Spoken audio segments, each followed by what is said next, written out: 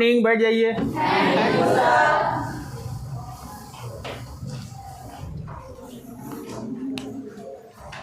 आज का टॉपिक हम लोग का है अपरिमेय संख्या को सिद्ध करने जाएंगे, ठीक ना। ऐसे टॉपिक का नाम है अपरिमेय संख्या का पुनर्भ्रमण। लेकिन भ्रमण क्या करेंगे, इसे भ्रमण 9th क्लास में हम लोग हो गए थे, ठीक ना। पूरा भ्रमण किए हैं, नाश्ता पानी सब किए थे अपरिमेय संख्या भ्रमण करते समय। अपरिमेय संख्या में भ्रमण पूरा किए हैं, नहीं किए हैं। अब अगर आपको थोड़ा सा परेशानी या दिमाग में लग रहा है नहीं पढ़े हैं तो मैं याद दिला देता हूँ। रियल नंबर पहले पढ़े थे, वास्तविक संख्या, वास्तविक संख्या, और इसको हम 2 वर्गों में विभाजित किए थे। वास्तविक को 2 वर्गों में विभाजित किए थे, एक तो परिमेय और एक अपरिमेय। परिमेय में कौन आता था? परिमेय 2 प्रकार का डिवीजन है परिमेय का। एक दशमलव प्रसार शांत हो, कैसा हो, और एक होता है दशमलव प्रसार, दशमलव प्रसार अशांत आवर्ती हो। अशांत में कैसा हो, और इसमें होता है दशमलव प्रसार, दशमलव प्रसार अशांत, अशांत अनावर्ती हो। बता रहा हूं दोनों का अर्थ क्या हुआ। जैसे कि हमको 24 को भाग देना है 5 से, कितना से? 5। दशमलव प्रसार कैसा होगा? 1 को भाग देना या 10 को भाग देना है 3 से, इसका दशमलव प्रसार कैसा होगा? √3 का वर्गमूल निकालना है, इसका दशमलव प्रसार कैसा होगा? या √2 का वर्गमूल निकालना है, इसका दशमलव प्रसार कैसा होगा? √5 का वर्गमूल निकालना है, उसका दशमलव प्रसार कैसा होगा? 3 तरह की संख्या लिए। देखें जरा सा, मैं 9th क्लास याद दिला रहा हूँ आप लोगों को। 24 है, 24 को 5 से भाग दें, 5 चौके कितना बच गया? 4। दशमलव 0.5 8 दशमलव में तो आया लेकिन पूरा खत्म हो गया, शांत हो गया एकदम। इधर का भी लीला शांत, इधर का भी लीला शांत, इसलिए इसको कहते हैं दशमलव प्रसार शांत हो जाना। क्या हो जाना? और 10/3 में क्या होगा देखें जरा सा। 10 को 3 से, 3 तिया घट के कितना बचा? 3 तिया कितना बचा? 3 तिया कितना बचा? नतीजा क्या होगा? ये शांत नहीं हो पाएगा, इधर भी चलते रहेगा, इधर भी चलते रहेगा, चलते रहेगा, चलते रहेगा, चलते रहेगा, चलते रहेगा, उसी का नाम अशांत है।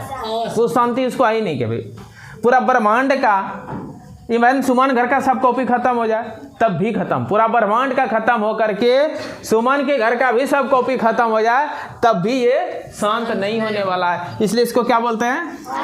अशांत है, अशांत है, ये अशांत है। 2 तरह का अशांत है। लेकिन इस अशांत में क्या है? 3 3 3 3 रिपीट हो रहा है ना। कभी कभी कुछ संख्या तो नहीं है दुश्मन, देख लो कुछ संख्या है उसको भाग देंगे तो आ जाएगा ऐसे 0.272727 चलते रहेगा। बात समझा नहीं, किसी को किसी से भाग देने से ये चलते रहेगा, चलते रहेगा। अब यहाँ ये भी क्या है? अशांत एक शांत है। लेकिन इसमें हो क्या रहा है? 3 3 3 3 रिपीट हो रहा है। इसमें क्या हो रहा है? और फिर आप निकालेंगे √2 का वर्गमूल, √2 का वर्गमूल निकालेंगे तो इसका क्या होगा? 1.41234532167864 मतलब लिए, मान लिए इस टाइप का कुछ से कुछ आते चला जाएगा। बात बुझ रहा है ना? तो इसमें रिपीट हो रहा है कोई क्या? जैसे एक पैटर्न, यहाँ 2 7 2 7 2 7 एक निश्चित संख्याओं का पुनरावृत्ति हुआ, इसमें केवल 3 3 का पुनरावृत्ति, इसमें कोई पुनरावृत्ति हुआ लेकिन फिर भी चलते रहेगा। इसको हम लोग एक बार कम से कम 50 भाग दिए थे, ठीक ना। चल रहा है, चल रहा है, चल रहा है, बचपन में ही किए थे। बोले कैसे नहीं होगा रिपीट, देते गए, देखते कट ही नहीं रहा, तब छोड़ दिए तो बोला अब नहीं होगा। बात बुझे? तो वर्गमूल करते जाएंगे ना, एकदम रिपीट भी नहीं होगा और अशांत भी रह जाएगा। तो ये अशांत तो है लेकिन आवर्त भी नहीं लिया, इसका नाम क्या? आवर्त है ना। जैसे 3.33 इसको रोकने के लिए क्या करते हैं? आवर्त चढ़ा देते हैं। क्या करते हैं? मतलब वह 10/3 बराबर क्या आ गया? 3.3 पर आवर्त। 3.3 का अर्थ क्या हुआ? 3.333 डॉट डॉट डॉट, ये ना। यहाँ इसका अर्थ क्या हुआ? 0.27 पर, दोनों पर मिलकर आवर्त। इसका अर्थ आवर्त हटाएंगे 0.272727 डॉट डॉट डॉट चलते रहेगा। लेकिन ये अशांत भी है और आवर्त भी नहीं है। ये कैसा है? दशमलव प्रसार जो हुआ अशांत अनावर्ती, आवर्त नहीं चढ़ना, अनावर्त हो जाना, अशांत। तो जिसका अशांत आवर्ती हो जाए, अशांत या शांत हो जाए, ये दोनों क्या होगा? लेकिन जिसमें अशांत और अनावर्ती हो जाए उसको क्या कहेंगे? इसका उदाहरण कौन आ जाएगा? तो इसी को पढ़ने जाएंगे। आज हमारा टॉपिक है अपरिमेय संख्या पर, कि ये अपरिमेय ही है, आप सिद्ध कीजिए। तो एक मेथड तो ये है, इसका वर्गमूल निकाल देंगे और बता देंगे कि इसका दशमलव प्रसार अशांत अनावर्ती है, इसलिए ये अपरिमेय संख्या। ये भी फिर प्रूव हुआ, ये भी सिद्ध हुआ। जरा सा साफ कर लो। क्वेश्चन रहेगा, सिद्ध करें। टेक्निकल टीम रेड पेन से कोई दिक्कत नहीं सर। सिद्ध करें कि √2 एक अपरिमेय संख्या है। गप मारूंगा कनपट्टी में, नहीं घर में जाके गिरेगी, ठीक ना। सिद्ध करें √2 एक अपरिमेय संख्या है।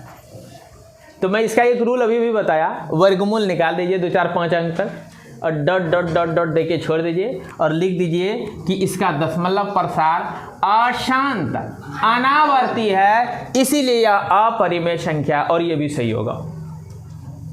बात समझिएगा क्या मैं बताया? इसका वर्गमूल निकाल देंगे 2 4 अंक तक और डॉट डॉट डॉट डॉट देके छोड़ देंगे, लिखेंगे इसका दशमलव प्रसार अशांत अनावर्ती है, इसीलिए यह अपरिमेय संख्या है। एक मेथड खत्म। दूसरा मेथड बताऊं? अब 10th क्लास में सामान्य मेथड का जो प्रयोग किया जाता है उसको बताने के पहले मैं एक चीज बताना चाहूंगा, आप लोग ध्यान से देखेंगे जरा सा।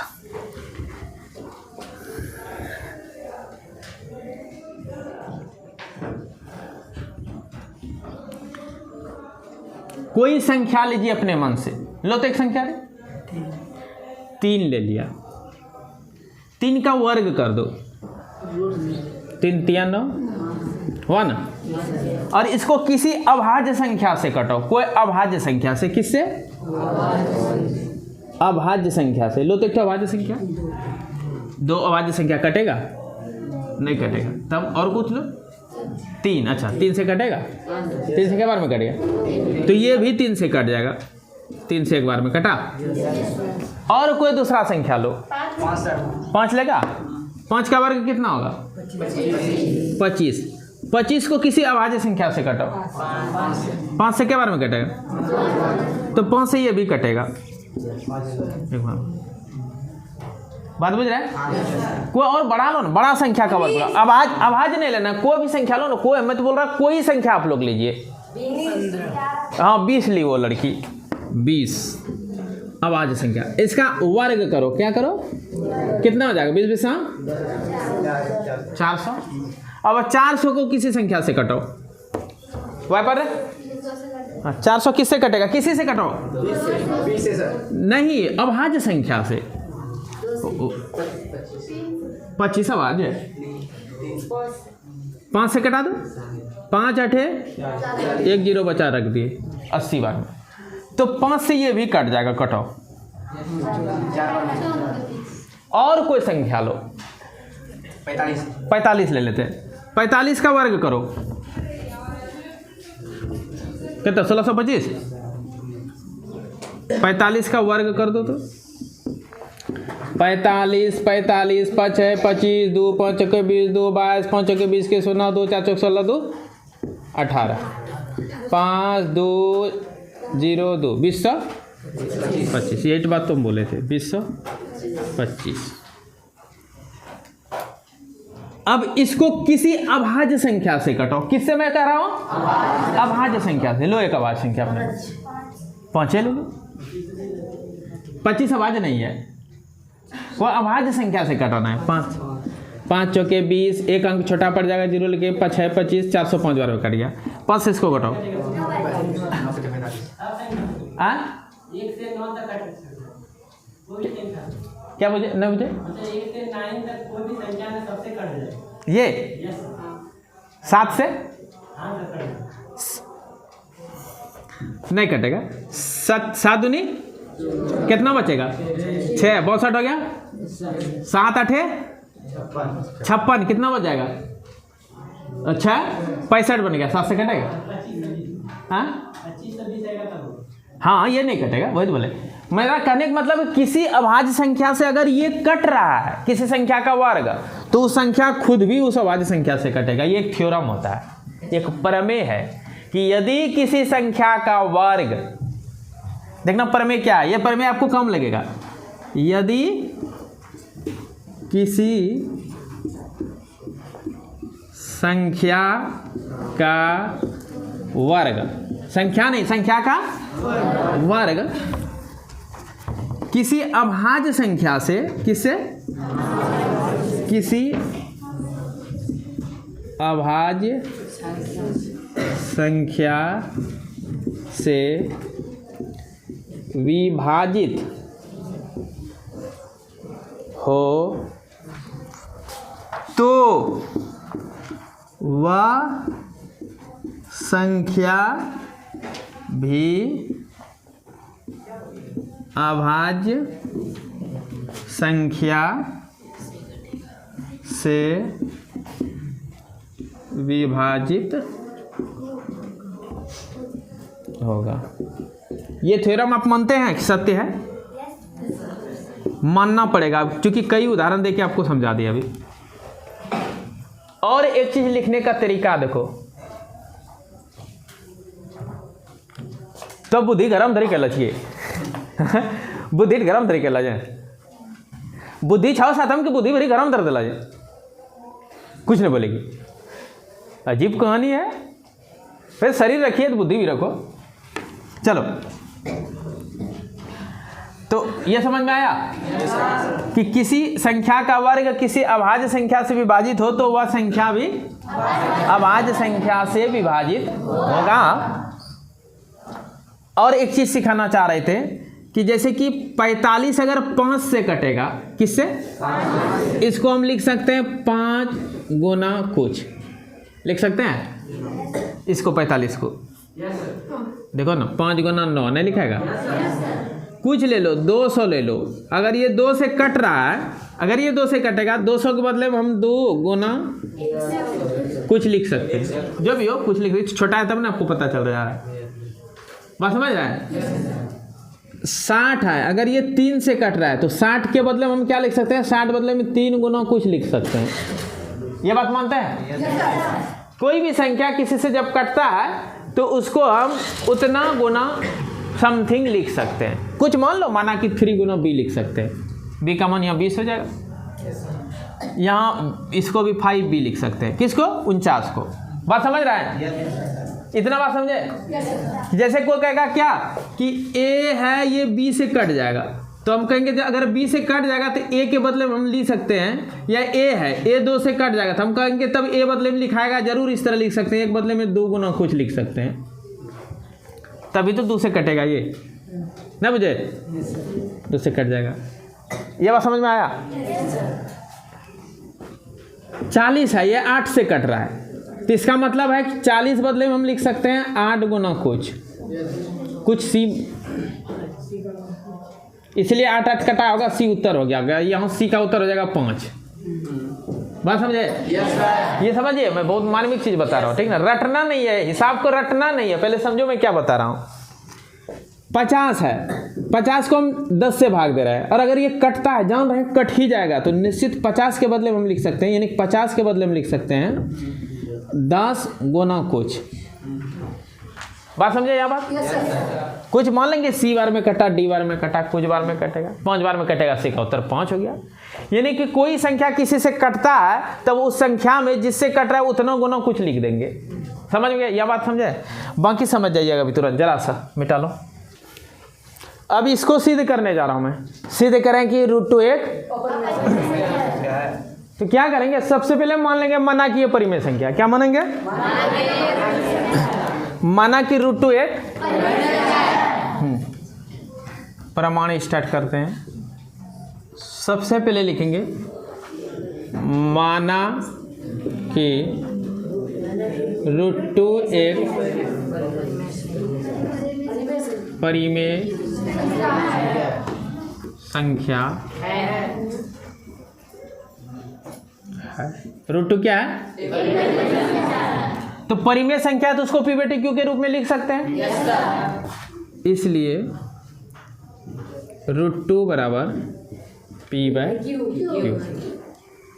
तो परिमेय संख्या का अगर P/Q के रूप में लिखते हैं वो कट भी तो सकता है। जैसे देखिए 2.4 परिमेय है कि नहीं है? परिमेय नहीं है तो इसको P/Q के रूप में कैसे लिखेंगे? ये हो गया 24/10।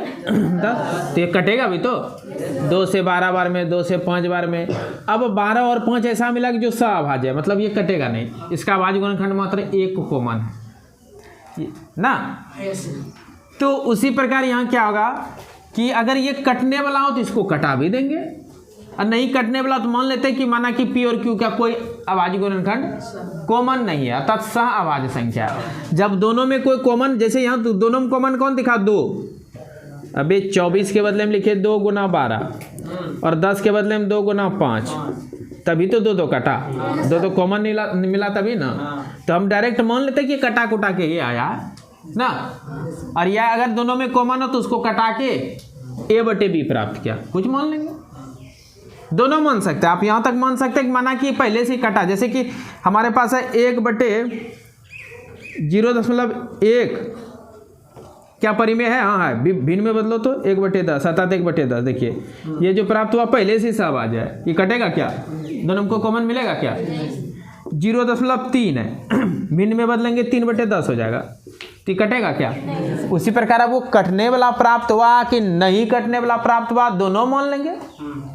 बात बुझे? अगर आप कटने वाला मानते तो एक बार कटा के लिख दीजिए, और नहीं मानते तो मान लीजिए पहले से ही कटा उठा है ना। जरा सा साफ करने वाला कहाँ गया जी?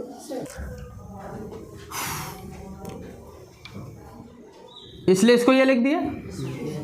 अब क्या करेंगे? मान लिया P और Q क्या है? सह-अभाज्य, सह-अभाज्य संख्या है। सह-अभाज्य का अर्थ समझा? सह-अभाज्य का अर्थ हुआ कि दोनों नहीं कटेगा, दोनों में कॉमन गुणनखंड केवल एक मिलेगा। जैसे कि 3/10, 3 का अभाज्य गुणनखंड क्या होगा? 1 × 3। 10 का क्या होगा? 2 × 5।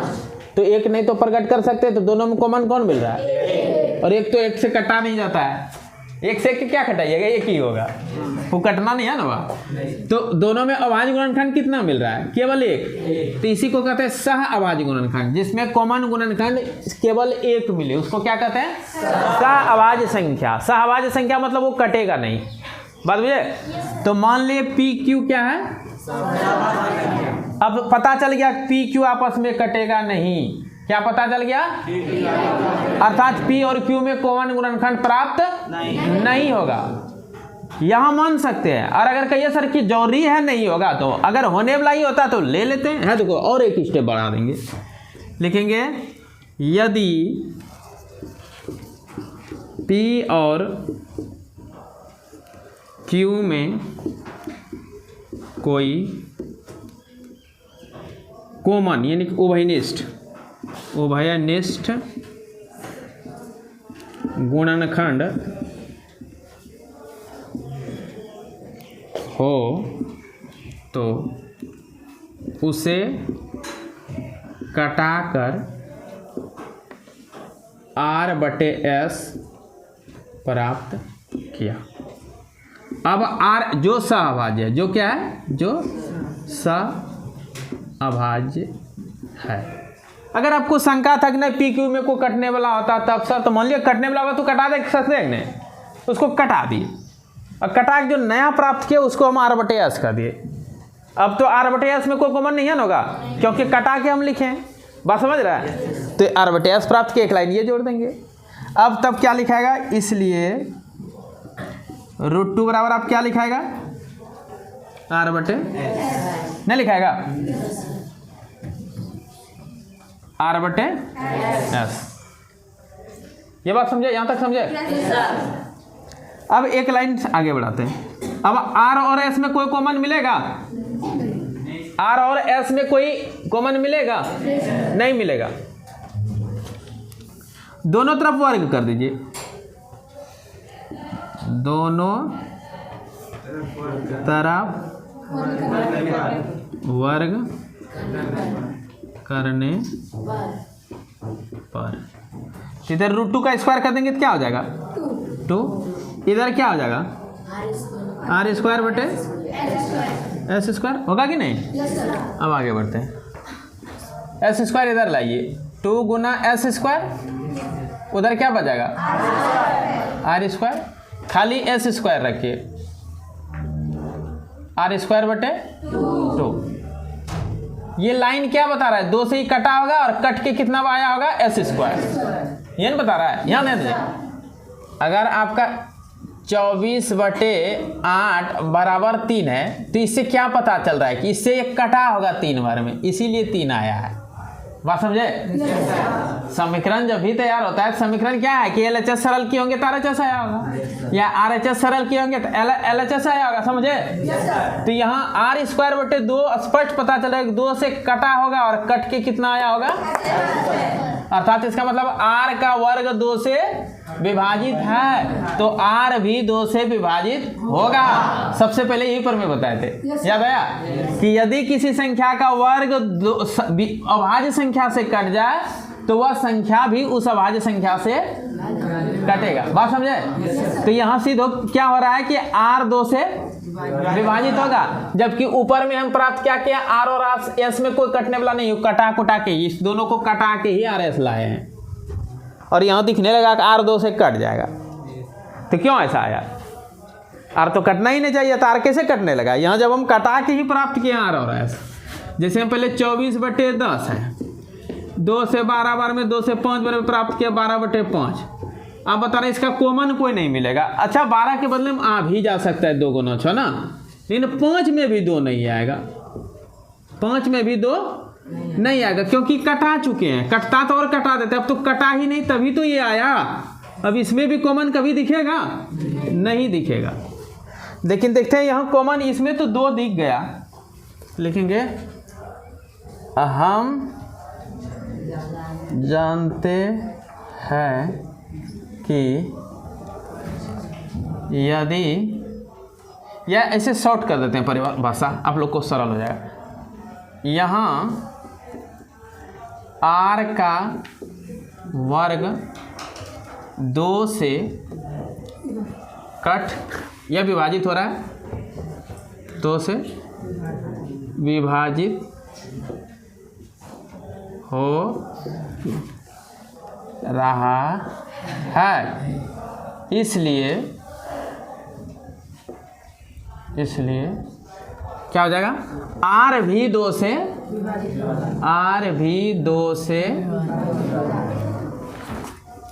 विभाजित। ये बात मानने को तैयार आप हुए? तब इसका मतलब हम लिख सकते हैं, इसलिए R जब 2 से कट जाएगा, जो जिससे कटता है तो वो 2 गुना कुछ लिखाएगा। हम क्या बताए थे कि 64 है और ये 4 से कट रहा है। अगर 4 से कट रहा है 16 बार में, तो हम लिख सकते हैं कि 64 के बदले में तो हम लिख सकते हैं 4 गुना कुछ, नहीं लिख सकते हैं? 4 से अगर कट रहा है तो 64 को हम 4 गुना कुछ लिखेंगे, तभी तो 4 कटा होगा। तो उसी प्रकार ये 2 से अगर कट रहा है R, थ्योरम के अनुसार कि R² 2 से कटा इतना बार में, तो इसका मतलब R भी 2 से कटेगा। जब R 2 से कटेगा तो R के बदले में हम 2 गुना कुछ लिख सकते हैं, 2 गुना B मान लो, माना, या 2 गुना A मान लो, ये माना। समझ में आया? तो मान लिया कि आर जो है 2 गुना ए लिखाएगा, तब 2 से भाग देंगे, 2 2 कट जाएगा, ए बार में कट जाएगा। ठीक, अब क्या करेंगे, इसको समीकरण 1 मानो। समीकरण 1 में आर के जगह 2a रख देंगे। अब कहाँ बनाऊं, उधर तो जगह ही नहीं है, इधर बना देता हूँ, इतने जगह मैं हटा दूंगा। उसके नीचे आप लोग लिखिएगा कि r का मान समीकरण 1 में, r का, टेक्निकल टीम दिख रहा है कलर,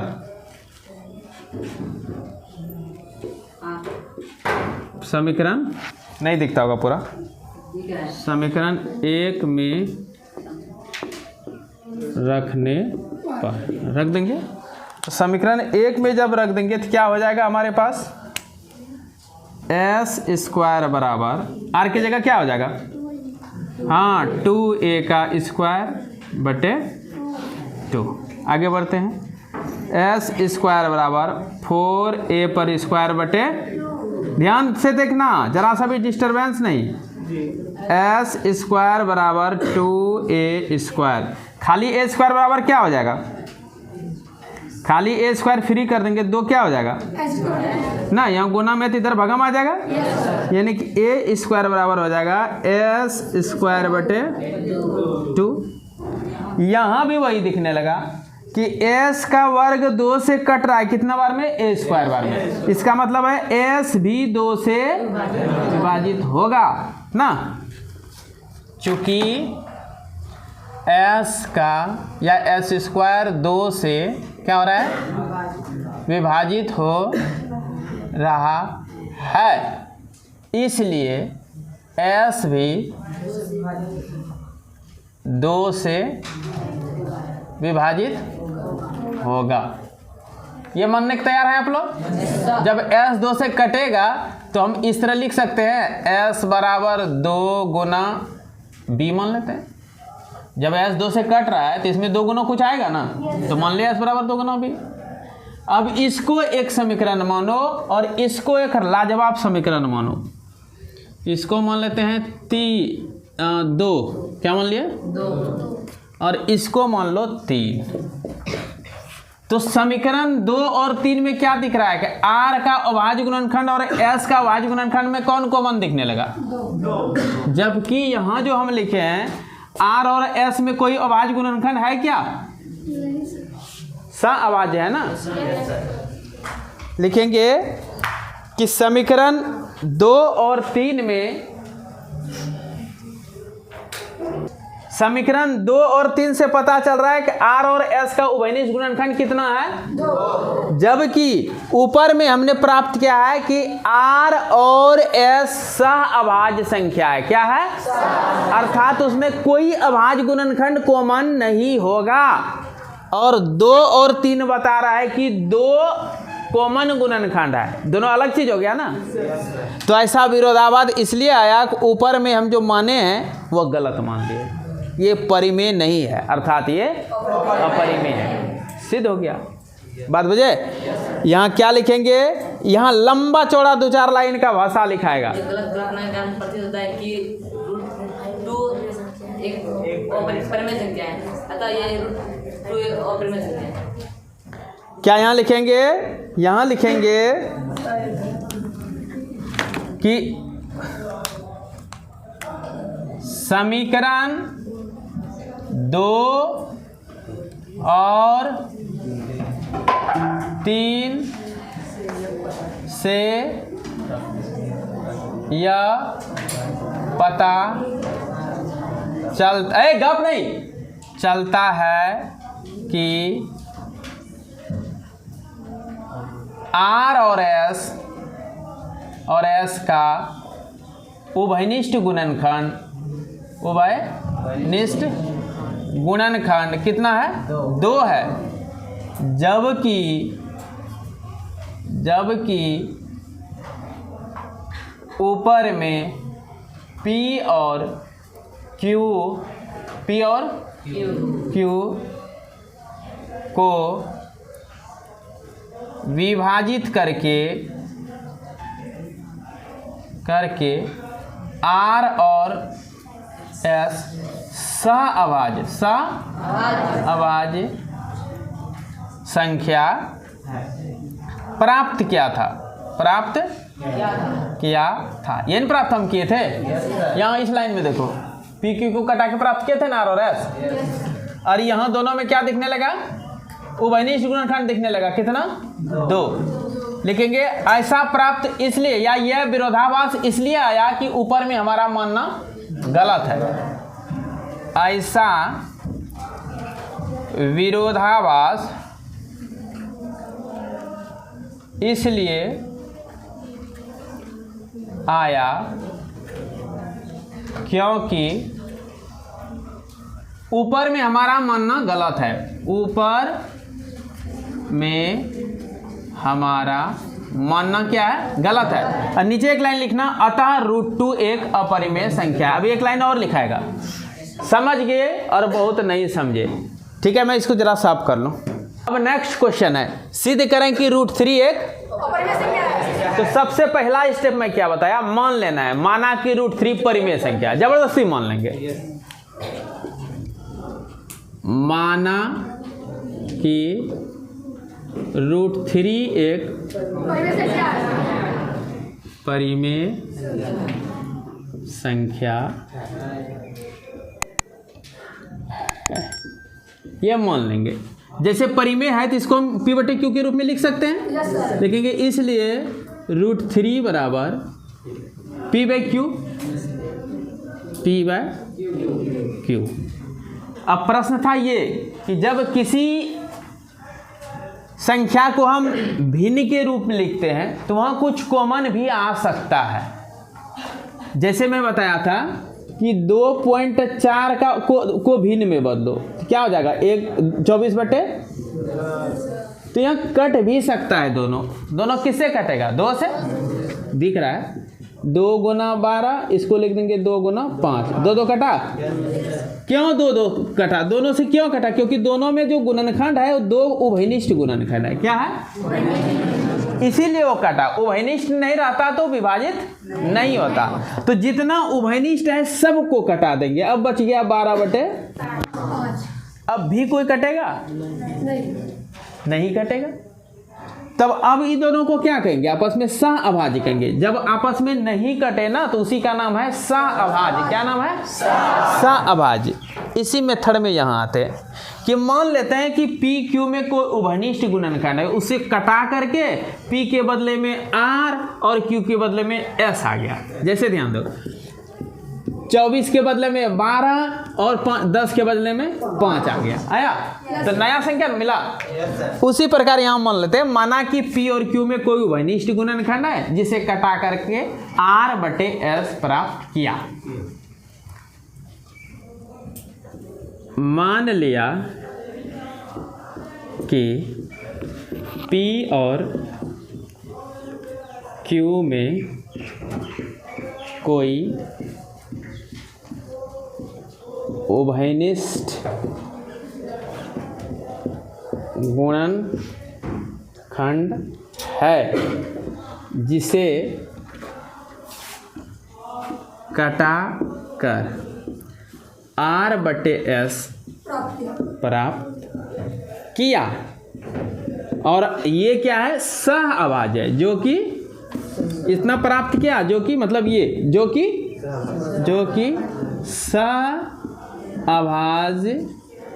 संख्या है। अर्थात इसमें कोई उभयनिष्ठ गुणनखंड नहीं होगा। और अब ये कटेगा, यही है बता रहा है कि अब ये कटेगा नहीं। तब इसका मतलब नहीं कटेगा, तो इसलिए हम √3 बराबर, अब ये कटा के आया ये, इसलिए इतना बराबर क्या लिख देंगे, R/S। आगे क्या लिखेंगे, दोनों तरफ वर्ग करने पर दोनों तरफ वर्ग करने पर इधर हो जाएगा √3 पर स्क्वायर और इधर हो जाएगा R/S पर स्क्वायर होगा। अब आगे बढ़ते हैं। √3 का वर्ग कितना हो जाएगा, इधर हो जाएगा r² / s²। कोई दिक्कत? तो मैं एक शॉर्ट करने के लिए थोड़ा सा एक ही लाइन लिख दूं, डायरेक्ट लिख देता हूँ 3 बराबर s², क्योंकि जगह कमी है। अब देखिए यहाँ क्या होगा, 3s² बराबर r², खाली s² बराबर r²/3। यहाँ क्या पता चल रहा है कि r का वर्ग 3 से कटा होगा। कितना बार में कटा होगा? तो इसका मतलब r भी 3 से कटेगा। यही तो थ्योरम है कि किसी संख्या का वर्ग अगर अभाज्य से कटे तो वह संख्या भी अभाज्य से लिखेंगे। यहाँ r² 3 से विभाजित हो रहा है, इसलिए r भी 3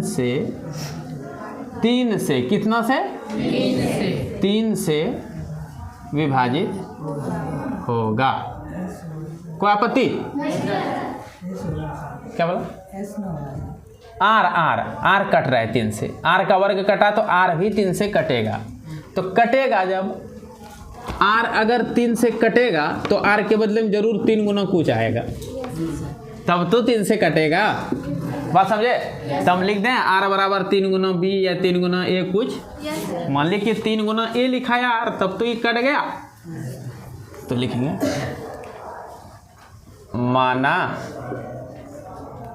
r बराबर 3 गुना a। क्या मान लिया हम? और इसको समीकरण बड़ी ए मान लो। कोई दिक्कत?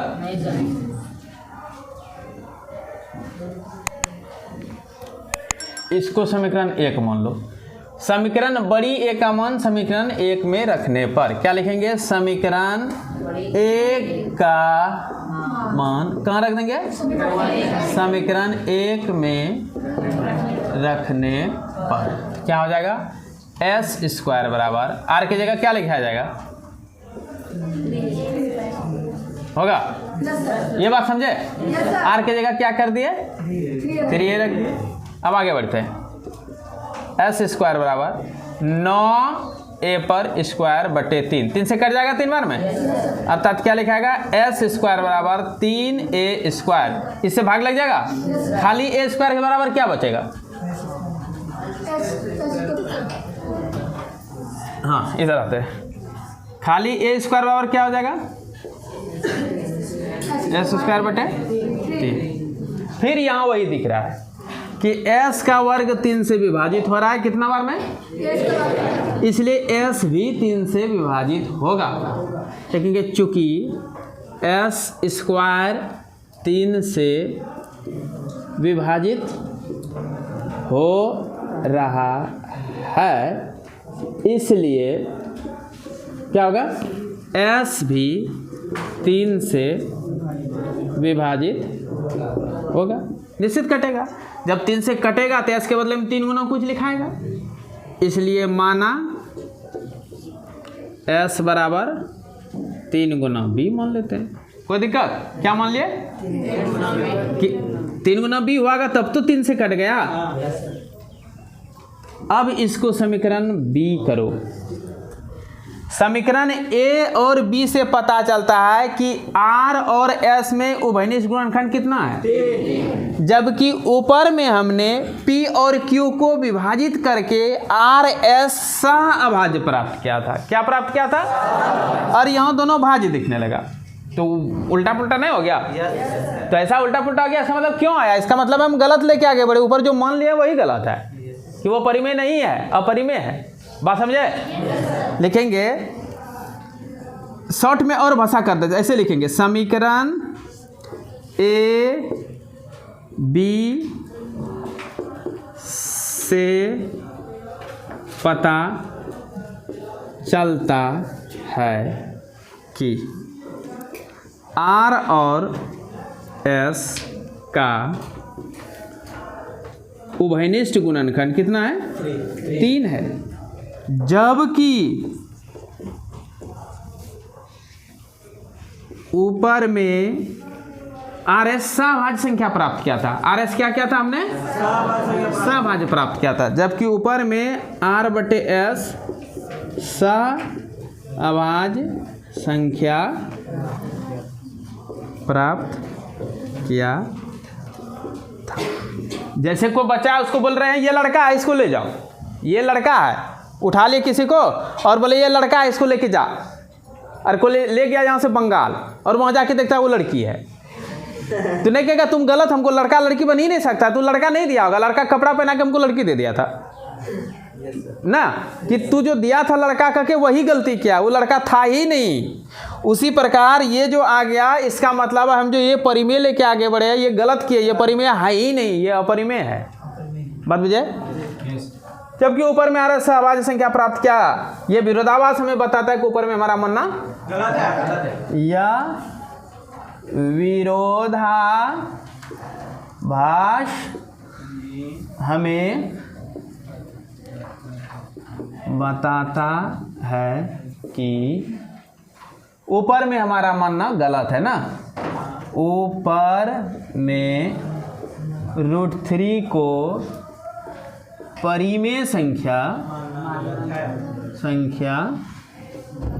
मानना गलत है। तब लिखेंगे अतः √3 एक अपरिमेय संख्या है। कोई दिक्कत? अब रहेगा कि सर कुछ समझ ले, हाँ पहले थोड़ा ज़्यादा समझे कि नहीं? हाँ अभी मैं पूरा समझा दूंगा। ये क्वेश्चन रह गया, माना कि सिद्ध करें कि √5 कितना? एक अपरिमेय संख्या है। अब देखिएगा सबसे पहले क्या करेंगे, सीमा बोलेगी, माना कि क्या लिखेंगे सीमा? माना कि √5 एक परिमेय संख्या। उसके बाद फिर क्या लिखेंगे? हाँ √5 बराबर P बटे Q। फिर क्या करेंगे? माना कि P और Q में कोई गुणनखंड है जिसे कटाकर R बटे S प्राप्त किया, जो कि संख्या। ये बता रहा है कि अब इसमें कटेगा नहीं, इसमें कॉमन कोई नहीं मिलेगा, यही चीज़ लिख दी है। इसके ये बहुत बड़ा चीज़ है, इसको समझना, इसको बच्चा समझता नहीं है। बात बुझा? इसका सारा खंडन तो यही करेगा कि पी क्यू को कटा कुटा के आर एस ऐसा लिखे कि अब इसमें कोई उभयनिष्ठ नहीं होगा, अर्थात सब आ जाए ना। और यही आर एस आगे चल के पता चल रहा है, ए और बी पता चल रहा है दोनों में 3 मिलने लगा, जबकि हम बता दिए कटा कुटा के लिखा, अब कटेगा ही नहीं। और यहाँ दिख रहा है कि आर में भी 3 है, आर का भी गुणनखंड में 3 है और एस का भी गुणनखंड में 3 है। तो क्या से रे, जब हम लड़का लेके गए तो लड़की बंगाल जाते थे, कैसे बन गया? तो लड़का दिया ही नहीं होगा, गलत दिया होगा ना। बात समझ रहे हो कि जब हम 3 लेके गए, मतलब सभाज्य लेके गए, सभाज्य लेके आगे बढ़ रहे हैं, तो फिर दोनों में भाज्य कैसे दिखने लगा? 3 कॉमन। इसका मतलब ये गलत लाइन है। हम जो मान लिए जबरदस्ती, माना कि दिन बराबर रात है, वो गलत है, दिन रात होगा ही नहीं। बात बुझे? वो मानना ही हमारा गलत है। हम बोल देंगे माना कि मम्मी बराबर पापा है, तो मानना सही होगा? माना कि पापा बराबर मम्मी है, वो मानना सही होगा? तो वही जबरदस्ती मान लिए। माना कि √2 परिमेय है। अरे इसका हम दशमलव प्रसार करके देखे हैं, अशांत अनावर्ती निकलता है, तो कभी परिमेय हो सकता है क्या? जब अपरिमेय है, जबरदस्ती परिमेय लेके बढ़ने तो क्या होगा? कुछ होगा? यही होगा। क्या होगा? विरोधाभास आएगा। क्या होगा? विरोधाभास आएगा। ठीक, तो सीमा बहुत बढ़िया बताते जा रही थी, ये मान लिए। उसके बाद यहाँ क्या लिखा आएगा सीमा? इसलिए हाँ हम नहीं जानते क्या होगा, तुम बताओ। हम नहीं जानते, हम भूल ही के लिए, हम बहुत दौड़, तो बताओ। हाँ बताओ क्या होगा यहाँ? हाँ √5 बराबर, हाँ आगे बताओ। दोनों तरफ वर्ग करने हाँ तो यहाँ क्या लिखाएगा? 5 बराबर R। क्यों? √5 का स्क्वायर जैसे कर देंगे तो ये क्या हो जाएगा? 5 गुना 5 ना होगा, अर्थात 25 का वर्गमूल। ऐसे भी √5 का रूट खत्म, स्क्वायर खत्म, 2 नहीं होगा। अरे रूट करो अर्थ की हाफ पावर है, यहाँ पावर थे कि दोनों गुना, हाफ गुना 2 1 ना हो जाते, खाली 5 ना बचे। 17 में थोड़ा बता दिलियो, 50-60 सालों से एक चीज़ बता दिलो चित्रासनी की। चलो यहाँ आओ, देखो अब ये क्या हो गया, तो यहाँ क्या लिखाएगा बोलो? 5 बराबर हाँ R² बटे S²। हाँ राइट। बराबर 5s एकदम राइट बोल रहे, देखो सीमा पूरा समझ गई। हाँ राइट, तो खाली एस स्क्वायर फ्री करेंगे तो यहाँ क्या आ जाएगा 5 राइट। यहाँ आर स्क्वायर किससे कट रहा है 5 से विभाजित हो रहा है, इसलिए आर भी 5 से विभाजित होगा। इसको जरा सा ऐसे रखो जी, हाँ टकला उधर ही रखना। हाँ बोलो आगे बढ़ो। माना कि r बराबर हाँ 5 हाँ 5 गुना ए, समीकरण इसमें समीकरण 1 मानेंगे। हाँ मान लिए। समीकरण 1 का मान समीकरण 1 में रख हाँ तो यहाँ आर की जगह 5a हो जाएगा। क्या हो जाएगा आर की जगह 5a। उसके बाद यहाँ तो 5 उसके बाद क्या हो जाएगा, हाँ इस जगह जरा सा बदल देते जो होगा ना, यहाँ 5 हो जाएगा, अर्थात ये हो जाएगा एस स्क्वायर बराबर 25a पर स्क्वायर बटे 5 है, यानी कि एस स्क्वायर बराबर 5a स्क्वायर। अब a फ्री करेंगे, इससे भाग लग जाएगा, यानी कि यहाँ क्या आ जाएगा। उसके बाद क्या लिखेंगे 5 से विभाजित हो रहा है, इसलिए एस भी 5 से विभाजित होगा। तब 5 से जब कटेगा अरे मार देता है, डरने लगता है, उठाक पटक ये देंगे। एस बराबर क्या हो जाएगा 5 भी होगा। अब यहाँ समीकरण 1 ए और बी दिख रहा है। पीछे का लड़का ठीक किया था, तुम लोग खड़ा हो जाओ, कोई गप मत करो। खड़ा तो हो गया था, बढ़िया कम किया था, दिख रहा था स्पष्ट। खड़ा जा, हाँ बहुत सुंदर। नहीं तुम नहीं, तुम गलत किया बेटा, दिमाग नहीं है अपना, तुमको नहीं दिख रहा है। जाए क्या वहाँ, जाए वहाँ दिखाने के लिए। नहीं दिख रहा, दिख जाएगा थोड़ा देर में। चलो ये हो गया। यहाँ एडमिशन इतना बच्चा कौन कराने बोला था, दीवार ठेल ठेल करके, अगल बगल स्कूल नहीं था, यहीं खाली पढ़ाया था। पूरा सब स्कूल में एक रंग पढ़ाई होती है। चलो एस बराबर 5 भी हो गया। अब यहाँ देख रहे हैं एक और ए और बी में, यहाँ भी आर में है 5a और एस में है 5b, अर्थात आर और एस का गुणनखंड में 5 दिखने लगा, दिखा ना। तो वही लिखेंगे, समीकरण ए और बी से पता चलता है आर और एस का उभयनिष्ठ गुणनखंड कितना है 5 है, जबकि ऊपर में आर एस सहभाज्य संख्या प्राप्त किया था। यह विरोधाभास हमें बताता है कि √5 को परिमेय संख्या मानना गलत है, अतः √5। अब समझ में आया? अब पूरा कौन कौन समझ गया? हाँ देखो, और बाय चांस अगर कुछ कमी रहे तो एक क्वेश्चन और लिया जाए, एक साथ ले लेते हैं। महेंद्र सिंह धोनी अब इसका एक्सप्लेन करेंगे। मेरा technical team, please explain it. माना कि हाँ। √5 एक परिमेय संख्या है। हाँ माना कि √5 एक परिमेय संख्या है। आप थोड़ा ध्यान नानी घर से यहाँ लेते आए, पापा घर। हाँ नानी घर से पापा घर ध्यान लेके बोले। हाँ बोलिए। माना कि √7 एक परिमेय संख्या है। हाँ इसलिए √7 बराबर p बटे q। हाँ मान लीजिए कि p/q p और q कोई उभयनिष्ठ गुणनखंड है। हाँ p और q में, यानी कि वो दोनों में, p में और q में कुछ उभयनिष्ठ चीज मिलेगा। हाँ में, इस पर में छोड़ने के बाद मीनिंग भी विचित्र लगने लगता है। p और q में कोई उभयनिष्ठ गुणनखंड है, तो इसलिए उसको कटा देंगे, जो जो उभयनिष्ठ है उसको कटा देंगे। नया चीज r/s प्राप्त कर लेंगे। नया क्या प्राप्त कर ले? हाँ ठीक, जो कि सहभाज्य है, अर्थात अब इसमें कॉमन नहीं मिलेगा। आगे बढ़ो। इसीलिए √7 बराबर r बटे s। हाँ दोनों तरफ वर्ग करने पर हाँ 7 बराबर हाँ। 7 बराबर r स्क्वायर बटे s। हाँ राइट। फिर 7 को हाँ इधर लाइए। हाँ तो हो जाएगा एस स्क्वायर बराबर आर स्क्वायर बटे 5 7। हाँ केवल उसी को बोलने तो ना। हाँ आगे बढ़ो। यहाँ r स्क्वायर 5 से विभाजित होगा। हाँ हाँ यानी कि आर स्क्वायर 7 से विभाजित हो रहा है, अतः आर भी 7 से विभाजित होगा। कहाँ? ये थ्योरम है, फर्स्ट शुरू में मैं एक पर में बताया हूँ। Yes sir. ठीक। माना r बराबर 7 है। हाँ 7 हो जाएगा, क्योंकि 7 से जब कटेगा तो आर में निश्चित 7 गुना कुछ लिखाएगा। Yes sir. जैसे कि यहाँ मान के चलो 42 है और कह रहा है कोई 7 से कट रहा है, तो अगर 7 से कट रहा है तो निश्चित 42 बराबर हो जाएगा 7 गुना कुछ, तभी 7 से कटेगा, तभी 7 से कटेगा। 7 42 वाला 7 गुना 6 हो जाएगा ना। तो यहाँ तो अंक है तो 6 दिख गया। जब ABC रहेगा तो इसको कुछ मानने न पड़ेगा, ABC मान लेते हैं। बुझे? हाँ बुझ रहे हैं, आगे बढ़ाइए। अब लगता है आप बुझ गए हैं, समझ गए सवाल। तो मैं होमवर्क के रूप में कुछ दे सकता हूँ? तो जरा सा साफ कर लो। तो देखो क्वेश्चन में 4 दिया, चारों क्वेश्चन एक ही पैटर्न पर क्यों दिया मालूम है? ताकि आपको अच्छी तरह से बनाते बनाते चीज समझ में आ जाए, ठीक ना? रटना नहीं पड़ेगा, आप समझ जाएंगे तब तक। 4 क्वेश्चन अगर एक ही पैटर्न पर बनाएंगे तो आप क्या करेंगे, समझ जाएंगे। पहला क्वेश्चन क्या है, पीछे से बोलेगा। शेरे हिंदुस्तान, हाँ बोलो। राइट बन जाएगा। अगला क्वेश्चन